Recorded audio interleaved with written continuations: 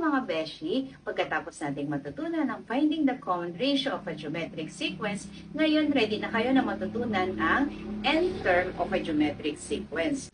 So dito sa given example natin, find the 10th term of the geometric sequence 6, 12, 24, 48, and so on. Step 1 na gagawin lang natin is identify natin yung mga given values. So A1, which is the first term natin dito sa given problem, which is 6, and 10 yan kasi ang hinahanap natin ay 10th term. So yung R natin, yung common ratio which is 2, paano nakuha? I-divide lang natin ang kahit anong term dito dun sa nasa kaliwa niya. Halimbawa, 48 divided by 24 is 2, 12 divided by 6 is 2, kaya ang common ratio natin ay 2. Yung A10 dahil hinahanap natin ang 10th term which is yung unknown.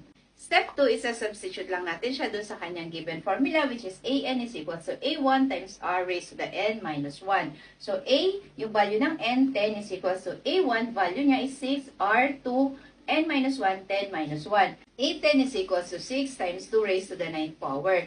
A10 is equals to 6 times 500. 2 raised to the 9th power is 512. Nakuha yan. I-times lang natin yung 2 ng 9 times sa sarili niya. So, ang value ng 10th term natin is 3,072.